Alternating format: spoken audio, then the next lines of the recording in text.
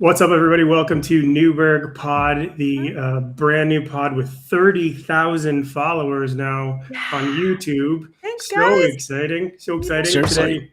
Yeah, so awesome. Today here with the lovely, the talented Lauren. What up, Lauren? Hello.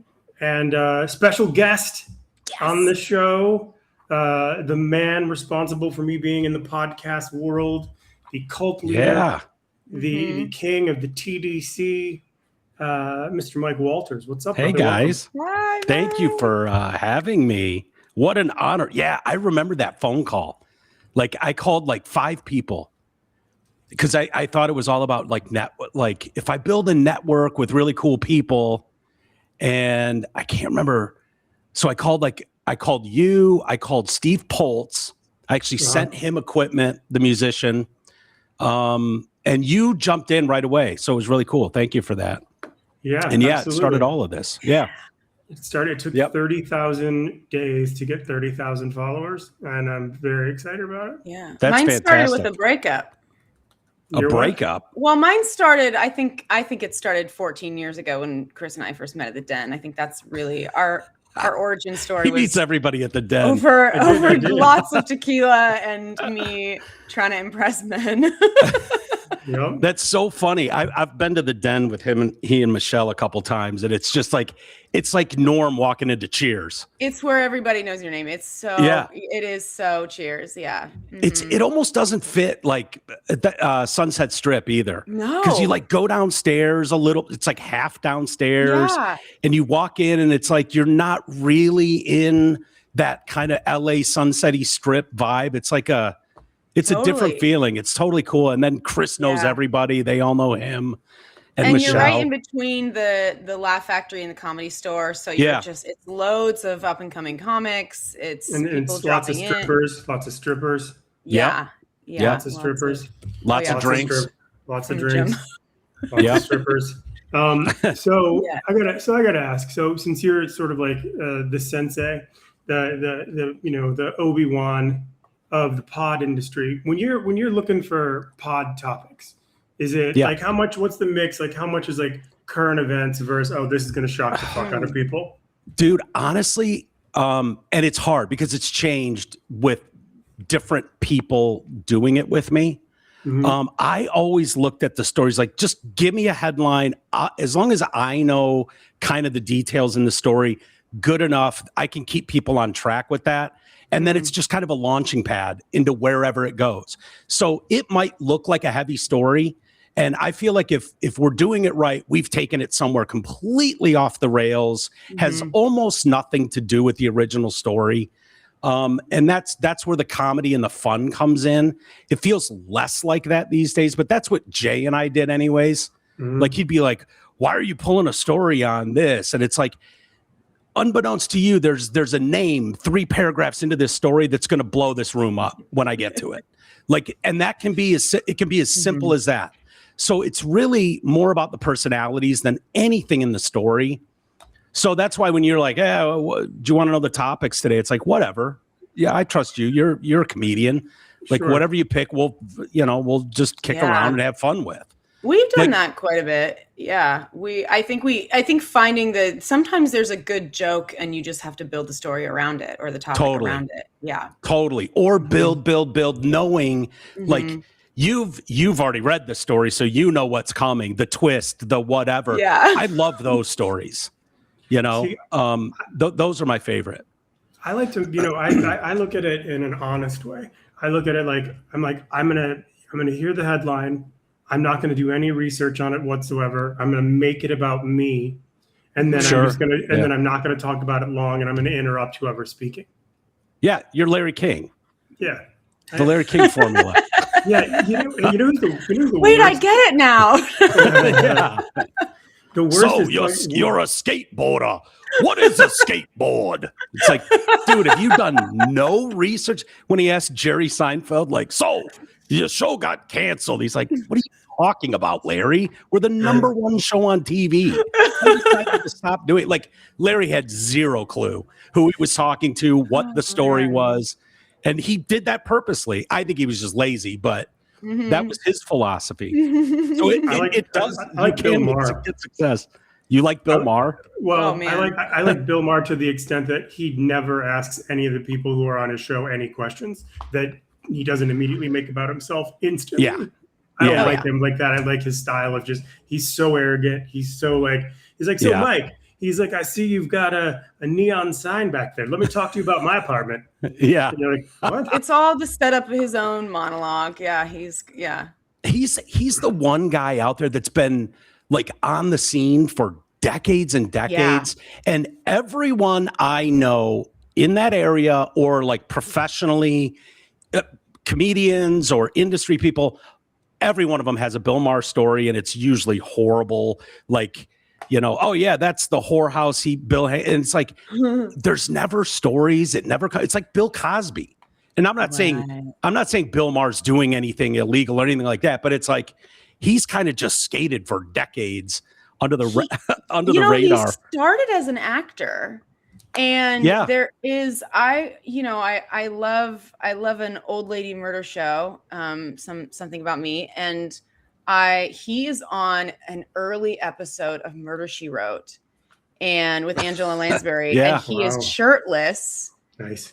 And he is, I can't remember. Describe his nipples. I'm not, what exactly what you think. I'm not going to spoil it for you whether or not he's the murderer, but I would recommend you check out, I think it's early seasons of Murder, She Wrote, available on Amazon Prime.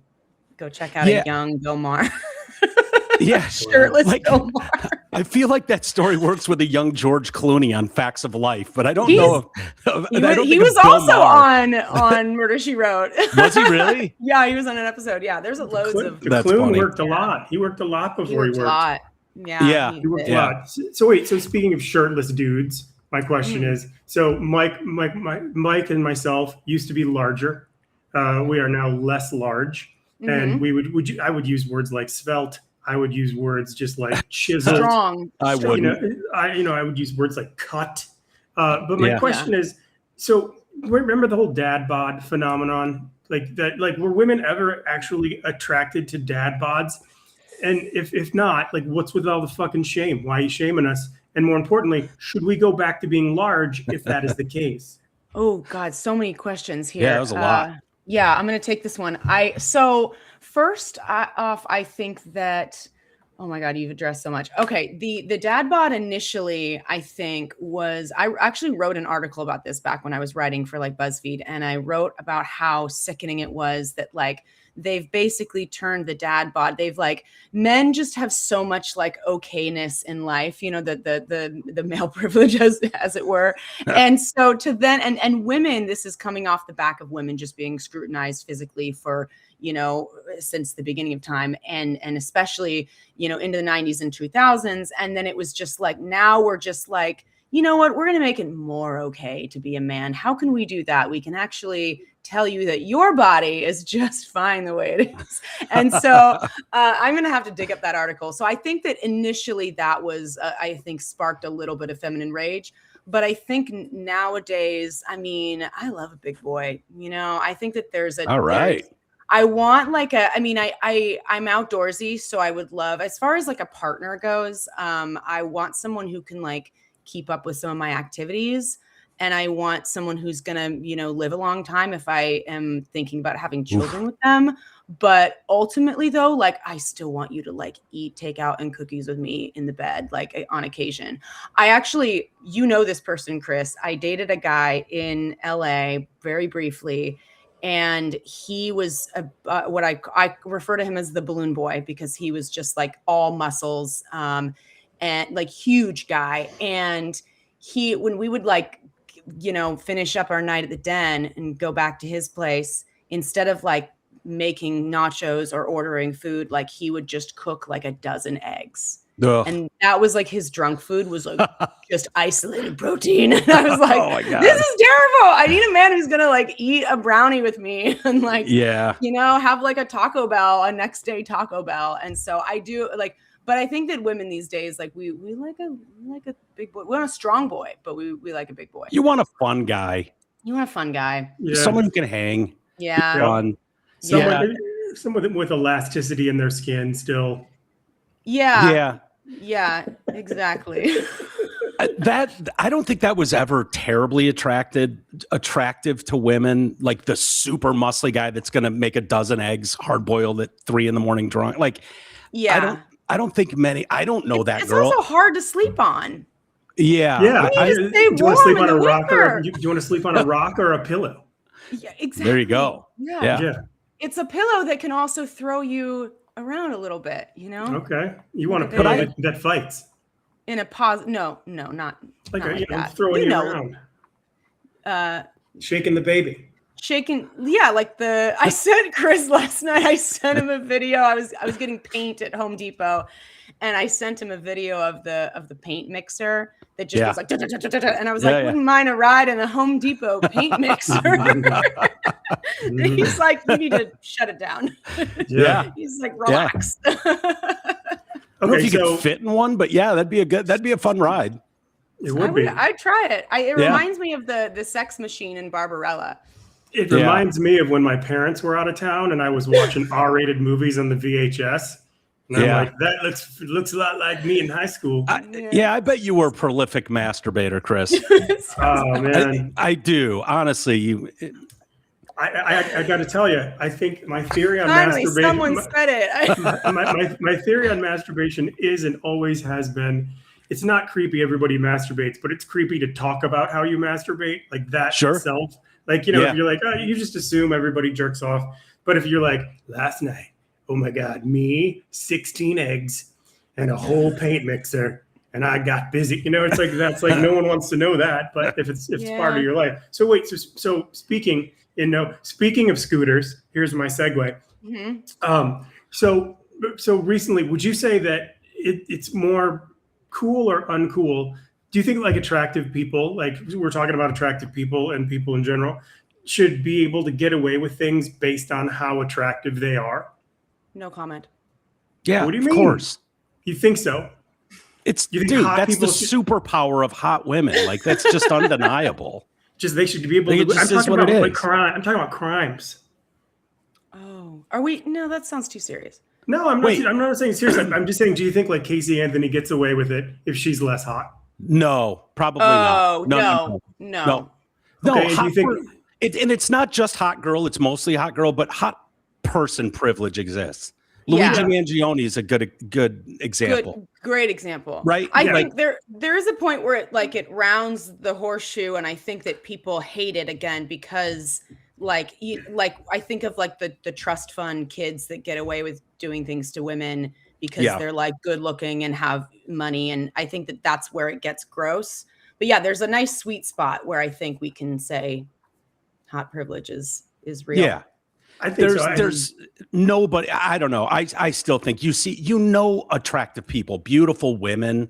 Like there's a reason they're slapped in movies and TV the way they have been my whole life. And you see them on the stand. Like, they're gonna get sympathetic votes from people in jury box, just the way it is. I'm not saying it's fair or it's right, but we all have biases.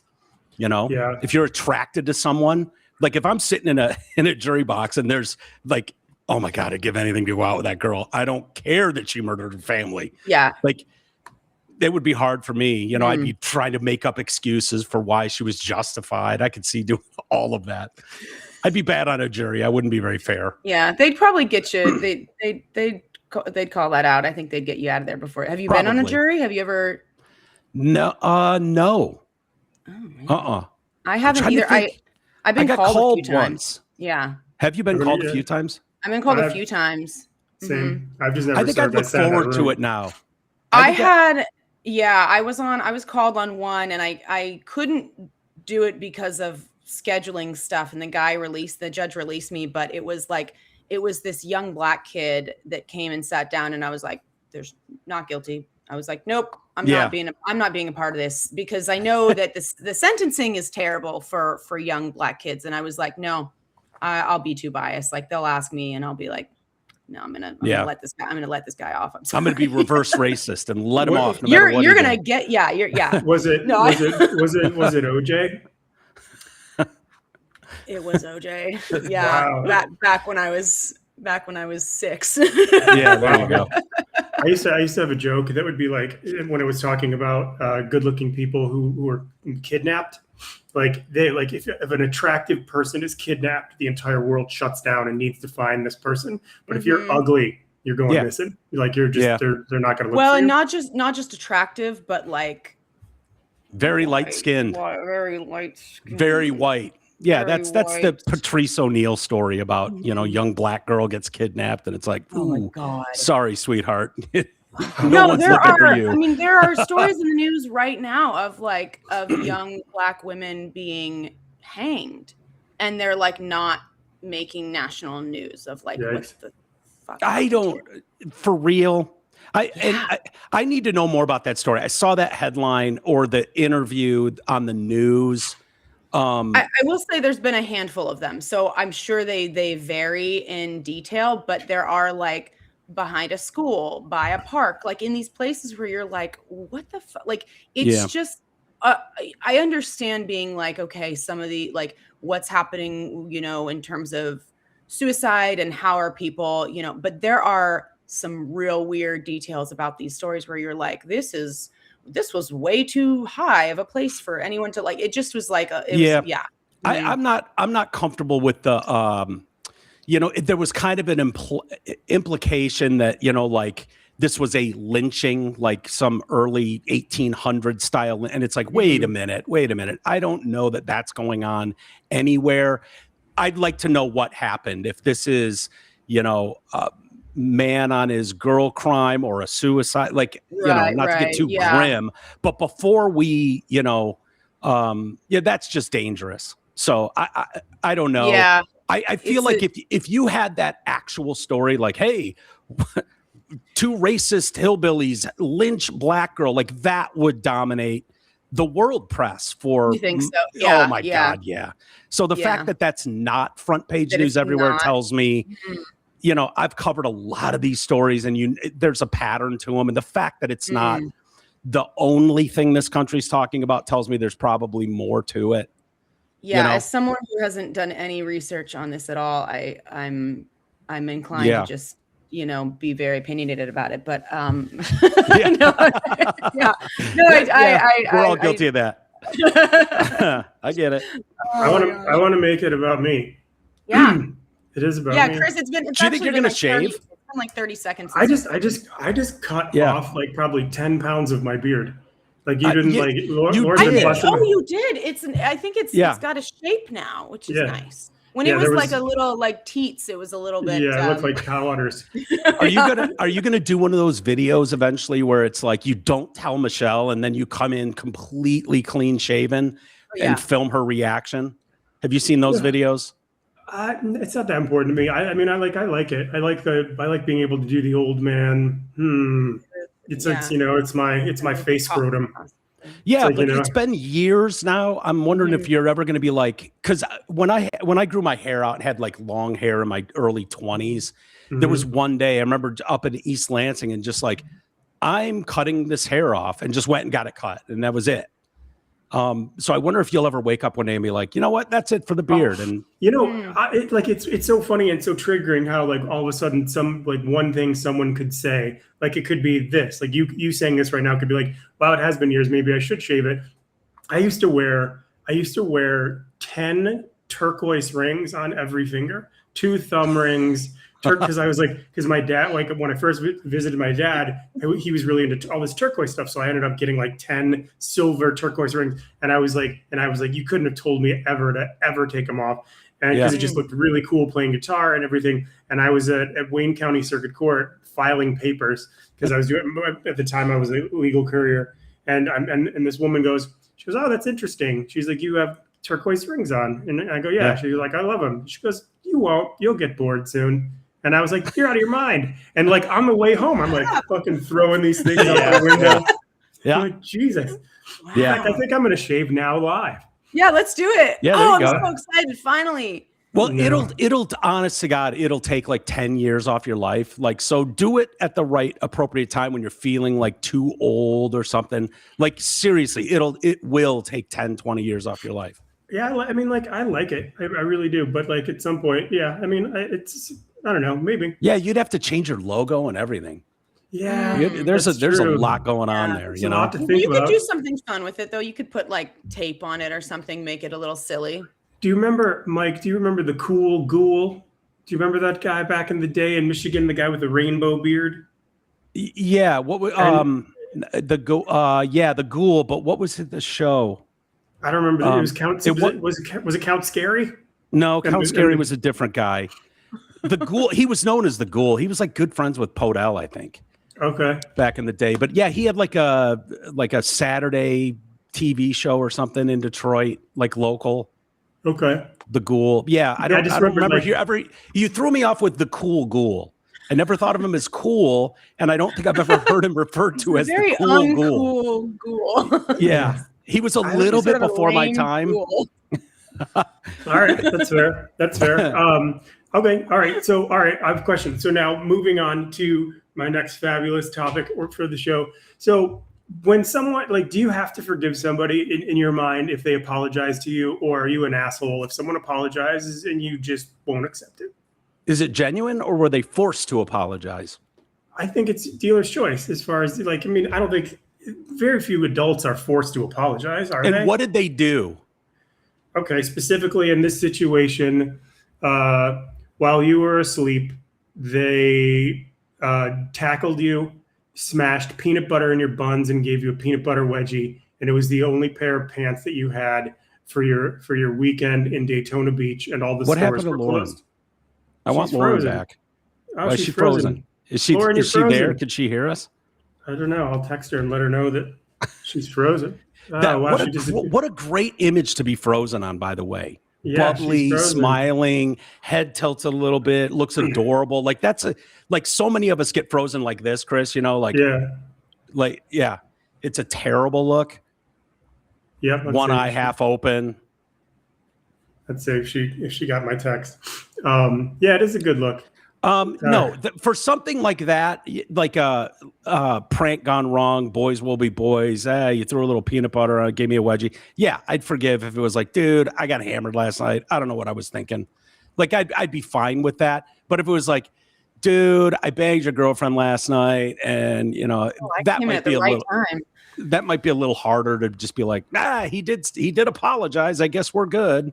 So okay, so if someone nails your wife or your significant other, but then they apologize, you accept their apology, but you don't have to forgive them. Does some time get to pass? Or do Yeah. I have, or is the question like that? No. Tomorrow you're going on a car trip to Michigan from Arizona. I don't know. It depends how much I've definitely probably like been dating girls at the time where it was like, nah, I guess my buddy got in there. Okay, whatever. And it didn't break my heart, maybe new in a relationship, wasn't that crazy about it to begin with, perhaps.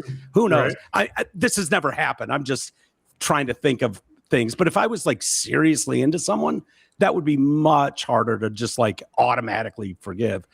I feel like this is leading to something. Are you going to apologize to me for something horrible? I would like to apologize to you right now, Mike, for all of the things that I've done to you in the past. Please forgive me. Let's go to drive to Michigan. You're forgiven. Thanks. Thanks. Lauren, what about you? Would you, if like, honestly, real answer, if there's a genuine apology from someone, I feel like, unless it was something super egregious, 100%. Like I'm not interested in making enemies and having like beef with people. Never have been. So I'm more inclined to lean towards like, yeah, he was genuine in the apology. She was genuine in the apology. Let's go. We're cool. Yeah. I mean, boundaries are good. I always think everything's kind of a lesson, and I adjust boundaries based on, ways that people have wronged me. But I think general forgiveness is probably a good idea, because it's just too stressful for the person holding on to it. It doesn't stress out the person who did it most of the time. So yeah, it's just, you got to kind of move on, and you can just go, okay, I want you to eat, just not at my table. Like, that's also, I think, possible. So I usually like go to, sometimes if someone's like really wronged me, but I need to just move on, I think of there's I'm going to sound really nerdy right now, but I'm going to quote Lord of the Rings. When when Denethor releases Pippin, he goes, "Go now and die in whatever way you see fit." And I just find that so funny. I just like, That's and great. that's how I have an abusive ex, and the way that I feel about him is just like, go Good now luck. and die in whatever way you see Yeah, fit. yeah. I just don't care. I can't hold on to that anymore. So I I had think that someone, if it's really bad. Yeah. I had someone many years ago breaking into my house. One of these, like a buddy that you gave a key to. Hey, if you need anything, come on by. And I noticed like a pill stash I had, back in the day was like lower than it should be, and this went on for a long time. And here's the kicker: so I did the morning show, so I would leave at like 4:30, 5 o'clock in the morning, and I would have a maid come over to the house and clean the house like every Tuesday. And she was like, "Mike, I'm locked out of house." And I'm like, "You're locked out of the house? Like I left the door open for you, to come in and do your thing." And then I'd have to like send an intern to my house last minute. This went on for weeks. And I'm like, it was so gaslighting. I was like, this door is unlocked. I go and get in my car back halfway out of my driveway and then go double check again. This door is unlocked. She's not going to be not able to get into my house. Phone call, "Mike, I'm locked out of the house." What the fuck? Whoa. And so then this it dawned friend on me. didn't know, and then was locking it, thinking that you were locking it. Yes. Whoa. And so set up a camera in my room, was like, what is going on? And then see someone come into your bedroom and go through your drawers and take some shit. And it was just like, I immediately changed locks, like all that stuff. And it was it felt like such a violation. But also so violating, but so validating to be like, I wasn't crazy. I wasn't crazy. Yeah. Yeah. But the forgiveness came, years later, I never even said anything. I just changed the locks, and then it became like, You knew who it was and never confronted him? I didn't for a long time. And I just want to apologize. I'm so sorry. It wasn't Chris Newberg. the whole time. The whole time. So sorry, buddy. But he did years He's later in your was house like, right now. yeah, he did apologize. And I was like, man, whatever. It was years ago. Don't, but yeah, but then you can't help but like not forget, like that has stayed with me forever. Like it doesn't, there's boundaries, trust issues that happen forever, sort of. So yeah, I can forgive, but what do they say? Forgive, but don't forget, kind of thing. Yeah, which is weird because like but unless you have dementia, because then you just like forget that you forgave. Yeah. I'm getting close. I feel like. Yeah. Okay. You guys All are right. both. I'm not. You guys are both, but I'm not. Yeah, I'm closer because apparently my beard. Yeah. All right, so let's get to rapid fire then, because it's the time in the show for the rapid fire. No, you are not frozen. Are you frozen? She is frozen. Yeah, you're frozen again. God, she's frozen in a cute way again. Yeah, do the thing. So She's we'll super lucky. That's good looking person privilege right there. Yep. Telling you. I'm telling you. I agree. Oh, what I was going to say, until she comes back, let's see. Log off. Come back in. What was I going to say? Oh, can you mention my Royal Oak Music Theater show on your show next time you think about it? Sure. September 18. Yeah, and I'd love to do your show again if you want. Sure. I was gone all last week, so. Yeah, you were hanging out with Tooch. Tooch, me and the Tooch. You and the Tooch. Let's see. Tooch is a legend. Let's see. Where are these questions? Where's she at? So She's how frozen. was that selling, by the way? Every time I see you post an update, it looks good. There's like I think we're at 510 tickets out of 1,100. That's awesome. Yeah, I mean it's halfway out. It's so many people. I can't tell you how many people are like, I'm going to get tickets, but I haven't got tickets yet. Yeah. And so have you talked to Drew yet? Have you done his show at all? I've bugged him twice, and he said he would have me on there. He said he would have me on there, but he hasn't gotten back to me. Oh wow, there's two of you now. Are there? Yeah, there's two of you. Ish. There's a black box you. Okay. Well, it doesn't matter. Okay. That's all right. We're in the home stretch, but yeah, to answer your question, I messaged him a couple times, and initially he was really responsive, and then the last time I messaged him, he didn't get back to me. Well, I'll tell you, I messaged him and was like, "Hey, I don't know if you'd want to have Newberg on, blah blah blah," and he responded. Now, Drew's a wild card. You never I've dealt with him for so long. I know when he's seriously interested, when he's not really. Right. Maybe he'll still he was like, "Oh hell yeah, I'll have Chris on." The audience loves him. He's always great when he's on. So cool. he was like very quick in his response and was like, "For sure." Yeah, I'll message him again. I'll message him again. Yeah. Okay, so rapid fire, y'all. Here we go. Where are the questions? They're right here. Awesome having you on the show, brother. Thanks for being here. Yeah, you guys are great. And I'm glad to finally meet Lauren. I've heard so many good things about you, and it's nice to finally meet you. Yeah, you as well. Thank you. Good. Thank you. All right, rapid fire. Yeah. Are you even a real psychic if you've never won the lottery? Good point. Lauren, or is this for me? It's for anybody. They'll say they will tell you that's not how it works. Of course. Okay. So you're. I would disagree. I'd say you're not a real psychic because I don't think anyone's a real psychic personally. Yeah. But that's just my thought. Yeah. I could go in depth about why I feel that way, but I feel like we're on limited time. Mm-hmm. It's rapid fire. Rapid fire. Yeah, I think I'd be humbled if I ruled one way or another. So I'm just gonna say I don't know. Fair answer. Okay. Has anyone done it? Has anyone claimed to have won the lottery and also I'm a psychic? Because they're psychic. Yeah. No. Not that I'm aware of. So we agree. So there's no real psychics, and the proof is the lottery. Yeah. Right. Okay. Fair enough. All right. Great. And then let's see. Now, as all three animal lovers, we all love animals. What makes an animal a douche? Because there's some animals that are douches. Makes your own animal a douche, or anybody's animal? What makes someone's animal a douche? I don't like an ankle biter dog. Oh, me either. I don't like a yippy yappy asshole dog. Yep, I don't either. And I hate when I see like an untrained. People don't train the little dogs because you can just scoop them, and put them in air jail, and they are just the biggest assholes of dogs. You need a big dog to keep you in check, Totally agree. Mm-hmm. Totally agree. Not a fan.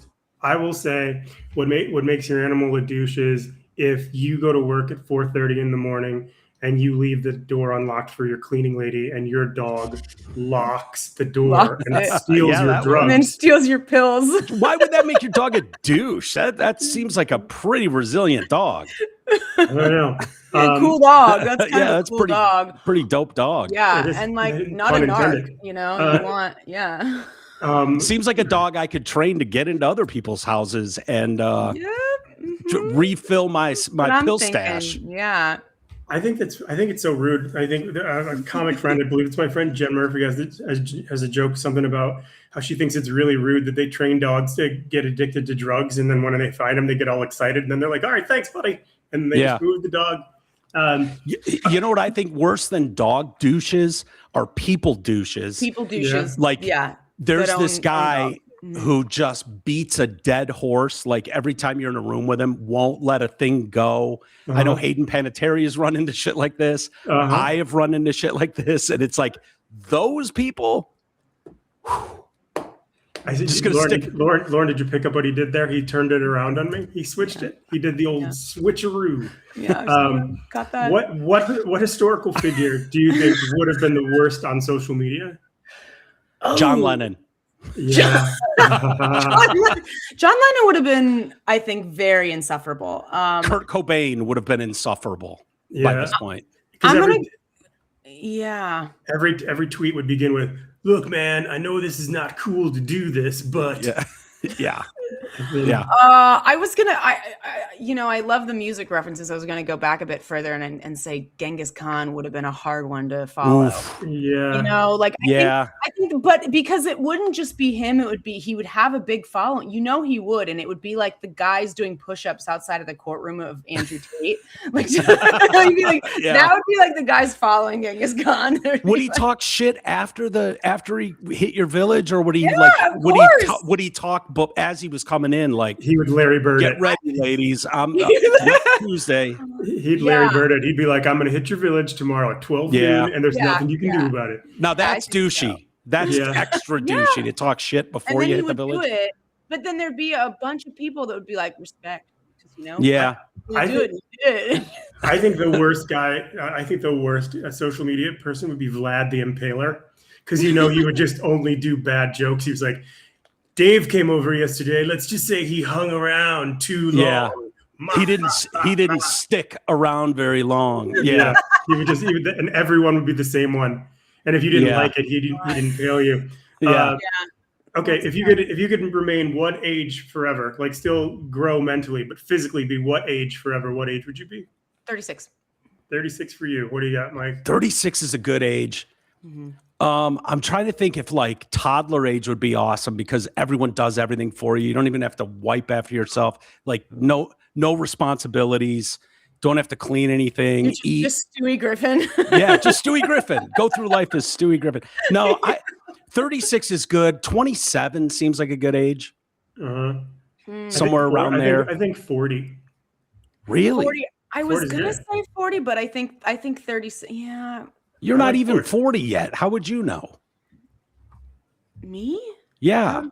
Why, thank you for noticing. Seriously, you can't possibly. You look like you're. I was gonna say, what are you? 35, maybe. 32. I will not correct you. All right. You're not allowed to ask a woman how old she is. Lauren, how much do you weigh? I will say I need to make a correction. I wasn't 6. I was 8 during the OJ run. So you can do the math on that one. Okay. So I have to do it. I'm terrible. It was 1991. So you're 68. No, it wasn't. It was 94. Was it? It was 94. So you're 8 in 1994. So that makes you 72.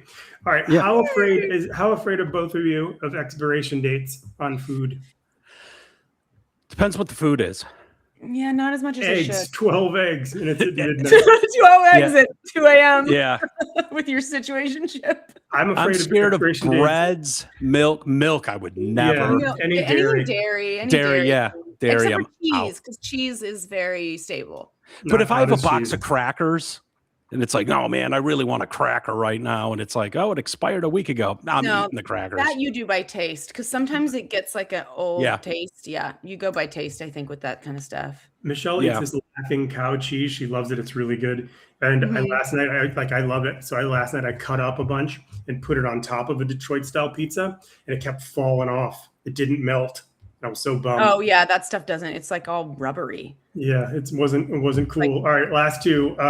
What is the dumbest thing that you're secretly competitive about? Mike, you go first. Oh God. Secretly competitive about. Oh, it can be like playing a game in the pool with my nephew. You know what I mean? Like, no, but that seriously, you have to dunk on the nephew. Playing video games against 8-year-olds, like my nephews. And I'm like, Mario Kart. And it's like, why do I care? Why on earth do I care? And I'm like legitimately mad. They need to learn. It's so weird.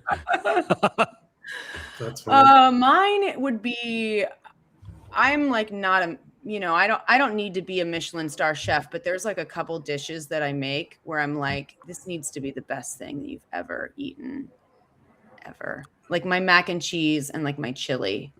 I need you to like compliment me. Yeah. A lot. That's fair. Know?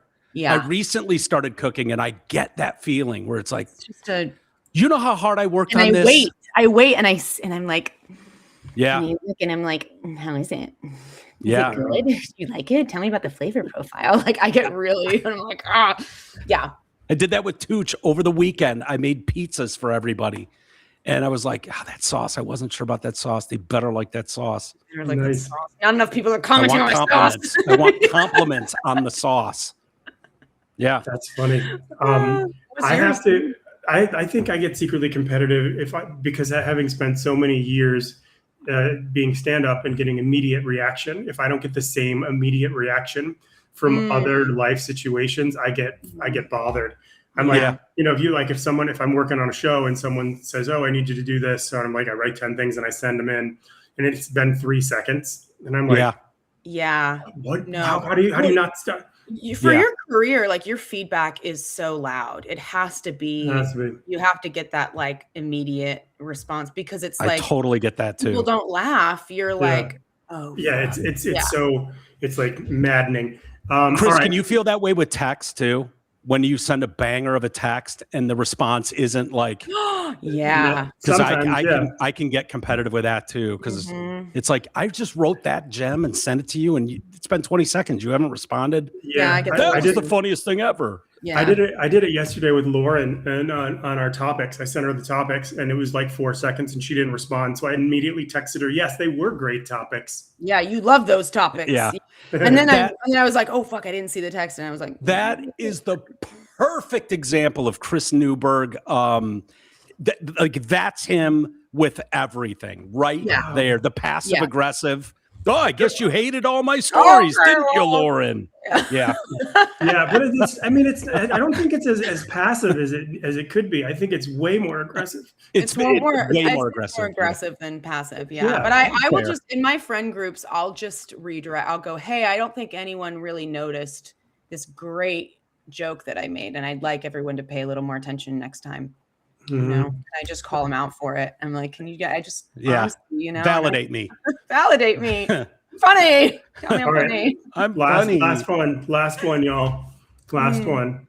Would you want to know what people say about you when you're not in the room? Nope. No. Same. Not at all. Hell no. Not a chance. And I don't need anyone to tell me what someone else said in the room either. No. That's even more important.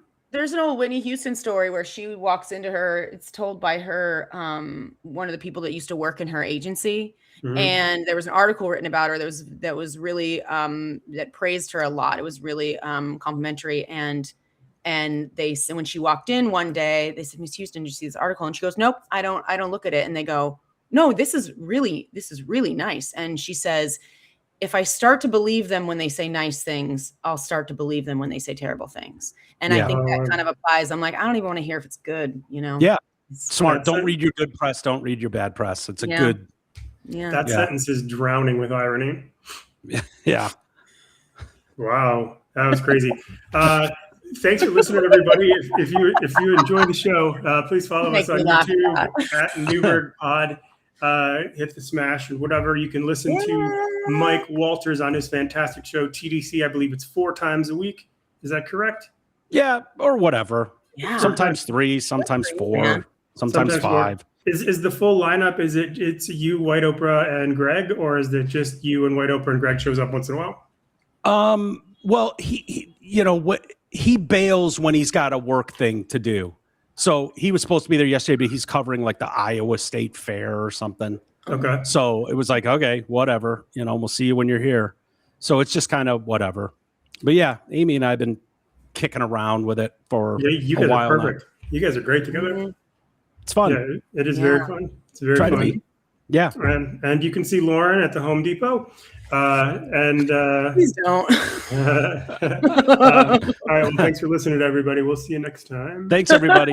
Bye, guys. Bye.